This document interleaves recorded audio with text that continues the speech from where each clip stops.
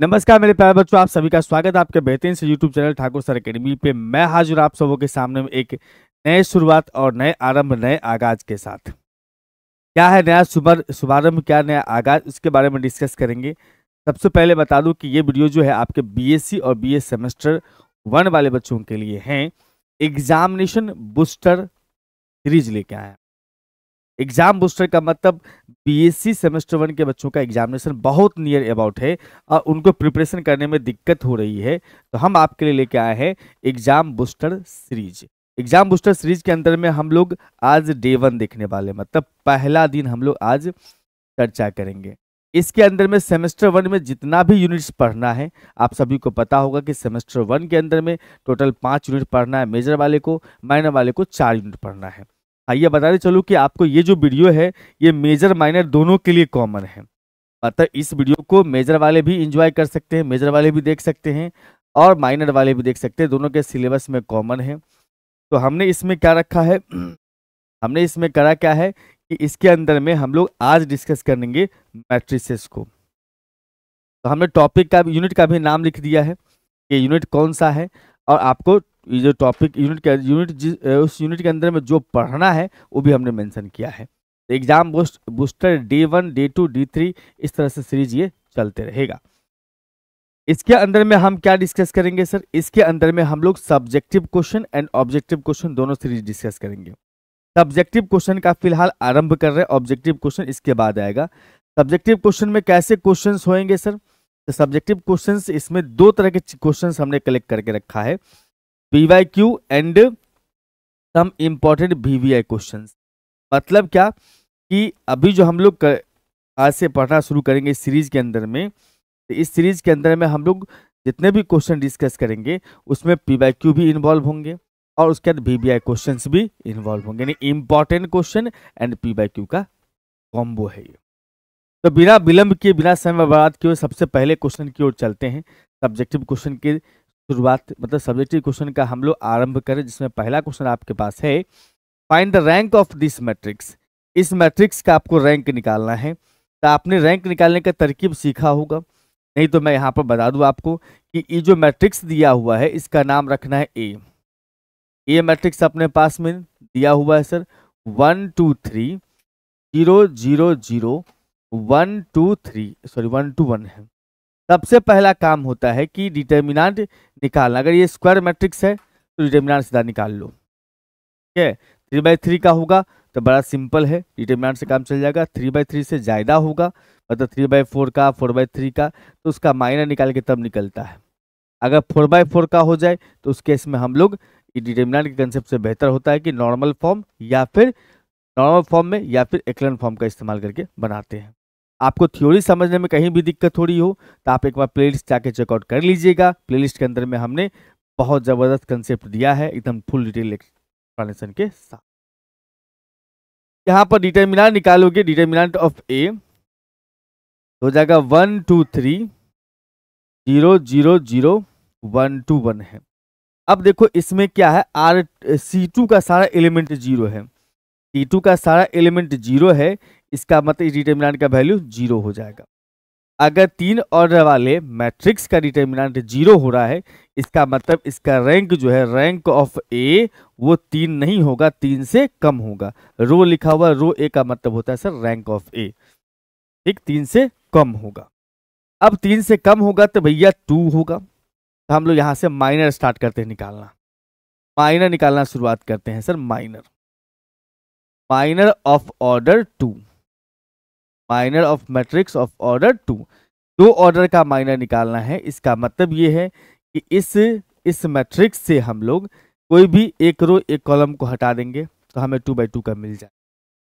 जैसे कि अगर हम बात करें यहाँ पर से, तो ये चारों को पकड़ लेंगे, 2/2 का मिल जाएगा। तो हमने यहाँ पर से पकड़ लिया माइनर 2/2 का 1 0 2 0। डिटर्मिनेंट निकालेंगे, 0 - 0 मीन्स 0 आ जाएगा। फिर दूसरा पकड़ के देखते हैं, यहाँ आ जाएगा 0 1 0 2 है, इसका भी 0 आ जाएगा। तीसरा पकड़ के देखते हैं सर, अब हम लोग इसको पकड़ के देखते हैं सर, आ जाएगा अपने पास में 1 1 2 2। डिटर्मिनेंट निकालेंगे, 2 - 2, ये भी 0 हो जाएगा। सर सब 0 हो रहा है। देखो ऐसा जरूरी नहीं कि सब 0 हो, वैसे हो भी सकता है। बट यहाँ पर हम लोग शुरुआत में कुछ निकाल दिए। हम ऐसे डायरेक्ट भी बता सकते हैं कि भैया इसमें से किसको पकड़ेंगे तो जीरो नहीं आएगा। देखो जैसे हमने इसको पकड़ लिया तो जीरो नहीं आएगा, ऑब्वियस सी बात है, R1 और C2 को डिलीट करके। तो हम डायरेक्ट उसको भी लिख सकते थे, बट हमें यहाँ पर क्या करना है, सब्जेक्टिव क्वेश्चन बनाना है, तो कुछ ऊपर दिखा देना आपको कि भैया हाँ हमने कुछ चेक किया है। अब हम चले आए हैं इसमें, तो इस वाले में 2 2 और 3 1 में। मैंने क्या कहा, डायरेक्ट भी इसको देख करके हम वो सिलेक्ट कर सकते हैं माइनर जिसका डिटरमिनेंट जीरो नहीं होता, बट कुछ डाल के दिखाना है जीरो वाला भी जो शुरुआत में हो रहा होगा। यहां से आ जाएगा सर 2 माइनस में 6, यानी कि माइनस का 3 आया, जीरो के बराबर नहीं है। इसका मतलब बोल सकते हैं कि दो ऑर्डर वाला माइनर का डिटरमिनेंट जीरो नहीं है। इसका मतलब रैंक ऑफ ए जो है वो कितना हो जाएगा सर, 2 हो जाएगा। ए का जो रैंक हो जाएगा वो, आई बात समझ में, एकदम आसान। अगला अपने पास में solve the following system of linear equation using matrix method. Matrix method का इस्तेमाल करके आपको सॉल्व करना है। तो देखो यहाँ 2/2 का है, बड़ा जल्दी और बड़ा आसान तरीका से बन जाएगा। हमारे पास में गिवन सिस्टम ऑफ इक्वेशन जो है दिया हुआ है वो है अपने पास में 2x प्लस में 3y इज इक्वल टू 7। उसके बाद 5x प्लस में 8y इज इक्वल टू में 8 है। अब यहाँ पर मैट्रिक्स मेथड से बनाना है, इसका मतलब सबसे पहले आपको ए मैट्रिक्स इसमें से निकालना है, जो कि कोफिशिएंट से मैट्रिक्स जो बनता है वो होता है। ए बराबर हमने मान लिया यहाँ पर से 2 3 5 एंड 8 है, और x जो अपने पास में आता है x वो हो जाएगा अपना x और y वेरिएबल का कॉलम मैट्रिक्स, एंड b जो होता है वो कांस्टेंट टर्म का कॉलम मैट्रिक्स, मतलब 7 और 8। ठीक है भैया, एकदम बढ़िया है। अब यहाँ पर सबसे पहला काम होता है इसका डिटर्मिनेंट, इसका एडजॉइंट ए मैट्रिक्स का, और इनवर्स निकाल। ठीक, तो आइए सर हम इसका पहले डिटर्मिनेंट निकालते हैं। डिटर्मिनेंट ऑफ ए जो है वो हो जाएगा अपना 2 3 5 8। ये हो जाएगा अपने पास में 8 दूना 16 और माइनस में 15, 1 आया, जीरो के बराबर नहीं है। इसका मतलब कह सकते हैं डिटरमिनेंट जब जीरो के बराबर नहीं है, सिस्टम हैज यूनिक सॉल्यूशन।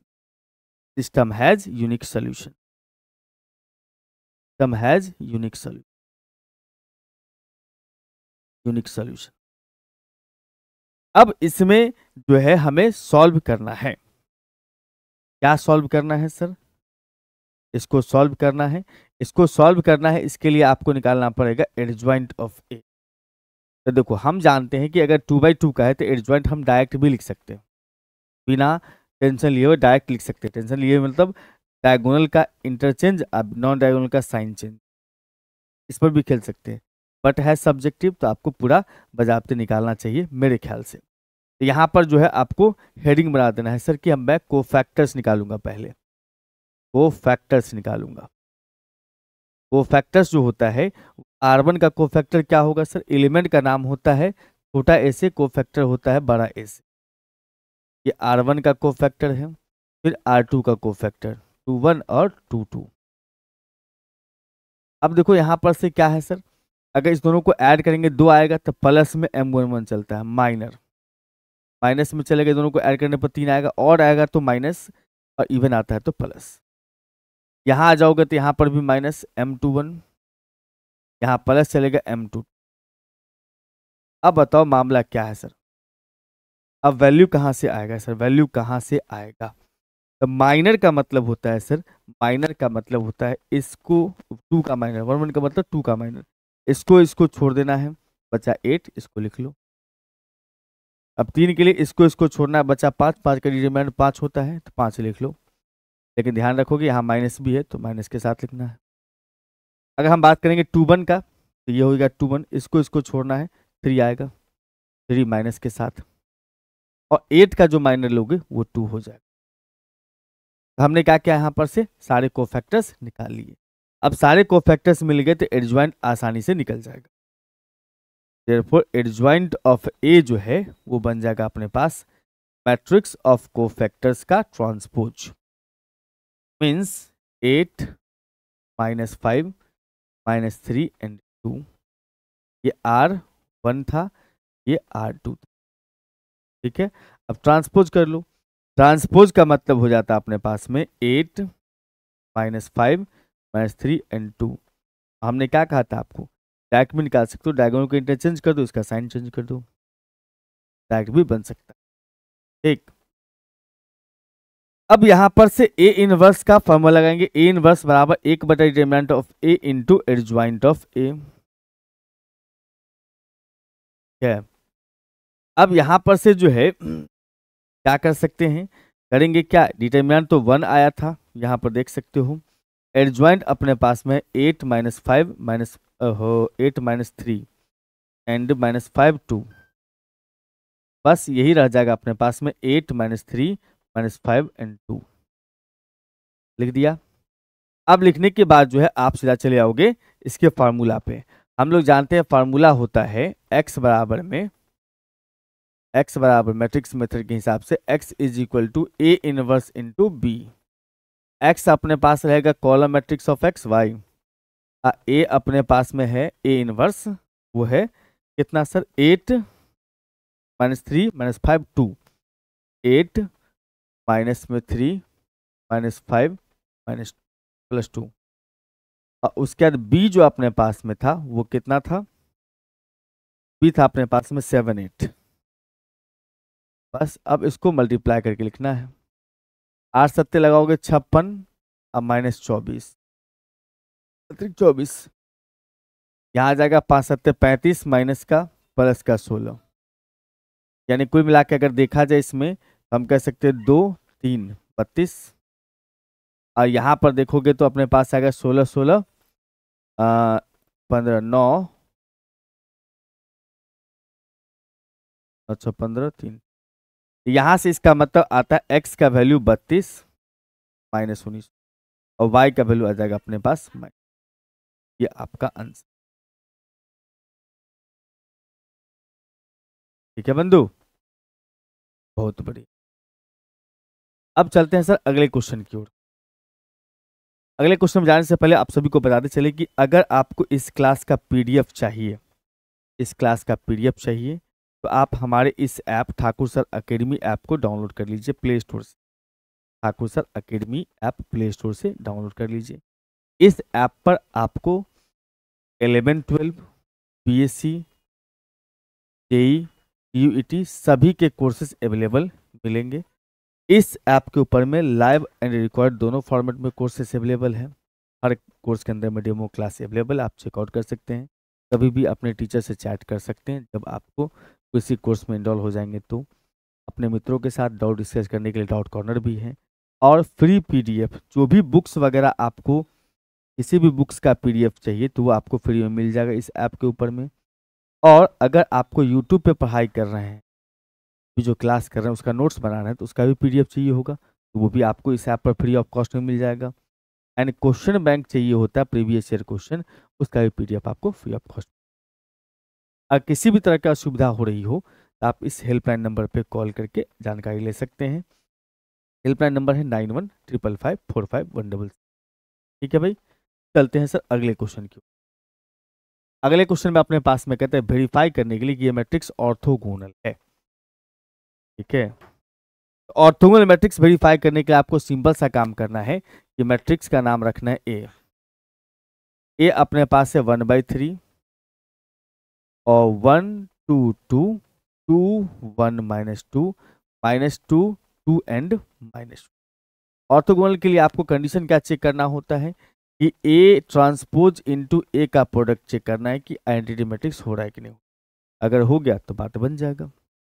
तो यहाँ पर से करेंगे क्या सर, ए का ट्रांसपोज निकाल लेंगे। तो 1/3 को फर्क नहीं पड़ता है, कांस्टेंट जो बाहर लिखा है सो इसमें रो बन जाएगा कॉलम। ठीक है, इसका रो बन जाएगा कॉलम, इसका रो बन जाएगा कॉलम। अब यहाँ पर क्या करोगे सर, यहाँ पर निकालेंगे ए ट्रांसपोज इनटू ए का प्रोडक्ट। 1/3 इंटू अपने पास 1 2 -2 2 1 2 का 2 -2 एंड -1। इसका मतलब 1/3 1 2 2 2 1 -2 -2 2 -4। अब आपको सिंपल सा काम करना है दोस्त कि 3 3 3 जा 9, 1/9 हो जाएगा।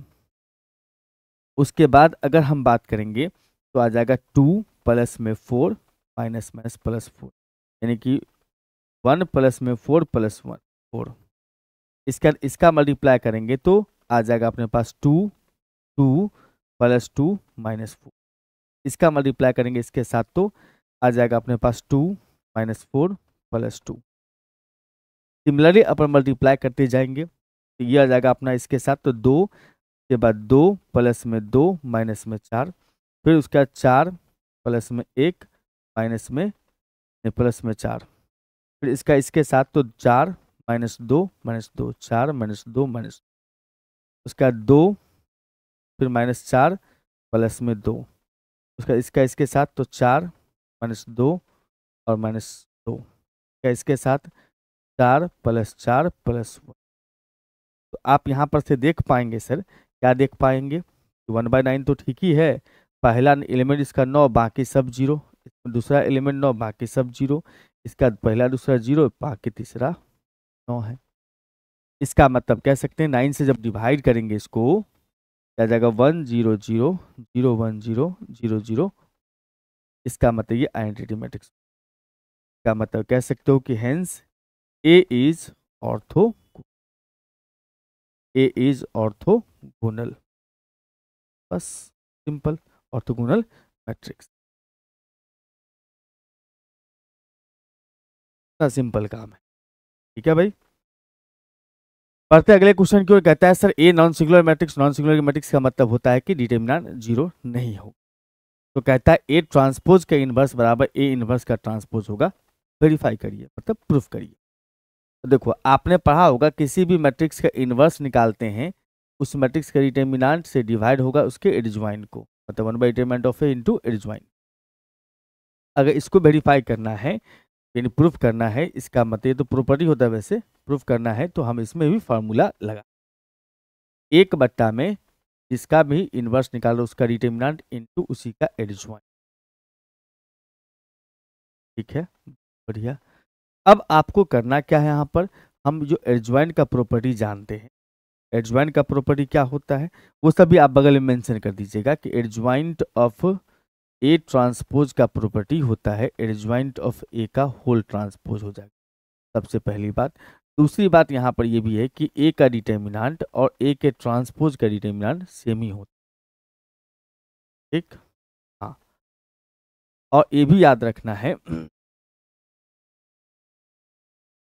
तो यहाँ पर से हम कह सकते हैं इसका मतलब ये हो जाएगा अपने पास में ए का डिटरमिनेंट, ये हो जाएगा एडजॉइंट ऑफ ए का ट्रांसपोज, ठीक। अब ये भी जानते हैं हम लोग कि अगर आपने ए के इंटू ए का ट्रांसपोज करा तो के बाहर आ जाएगा, ए ट्रांसपोज हो जाता है। कि यहाँ पर कोई भी स्केलर है, कांस्टेंट अगर होगा तो कांस्टेंट ट्रांसपोज के अंदर बाहर जा सकता है, उसको ट्रांसपोज से फर्क नहीं पड़ता है। तो यहाँ पर ये जो दिख रहा है ना आपको, ये स्केलर ही है, कोई नंबर ही है, डिटरमिनेंट का मतलब नंबर होता है। ये जस्ट लाइक बिहेव करता है किसके तरह, के तरह, ये अंदर भी जा सकता है। का मतलब 1/डिटरमिनेंट ऑफ ए इंटू एडजॉइंट हो जाएगा, टोटल का ट्रांसपोज हो जाएगा, ठीक। और यहां पर से आप कह सकते हैं कि ये बन जाएगा ए इन उसका ट्रांसपोज, हो गया अप्रूव्ड। आ रही बातें समझ में, बहुत बड़ी। तो ये हमारा बस एक शुरुआत था। अगर आपको इस तरह के क्वेश्चन सीखने हैं, आपको एग्जामिनेशन के लिए वीवीआई क्वेश्चंस का फॉर्मेट या पीवाईक्यू डिस्कशन का वीडियो लेक्चर अगर आपको चाहिए तो जिस तरह से मैंने अभी डिस्कस किया आपके साथ में, इस वीडियो में कमेंट कीजिए। इस वीडियो में जो भी कमेंट आएगा जिस भी सेमेस्टर के लिए, अभी तो मैं फर्स्ट सेमेस्टर कर रहा हूँ, बाकी जितने भी सेमेस्टर के स्टूडेंट हैं जिनको भी आपको एग्जामिनेशन नज़दीक है, एग्जामिनेशन में क्वेश्चन प्रैक्टिस नहीं हो पाया है, इंपॉर्टेंट क्वेश्चन नहीं पढ़ पाए हैं, तो आप इस वीडियो के नीचे कमेंट कीजिएगा। हम उस सेमेस्टर का वीडियो लेके आएंगे आप सबों के बीच में, ठीक है। तो फिलहाल इस वीडियो में हम इतना ही रखेंगे और नए वीडियो मुलाकात करते हैं आपके कमेंट के हिस्से। और दूसरी बात कि जितने भी बच्चे जुड़ रहे हैं इस चैनल से, कभी भी एक बार भी वीडियो आपके सामने चलाए तो लाइक जरूर कर दीजिएगा। अगर आप बीएससी के किसी भी स्ट्रीम से के स्टूडेंट हैं तो आप चैनल को सब्सक्राइब कर लीजिए, आपके लिए बहुत फायदेमंद। ठीक है, थैंक यू एंड बाय।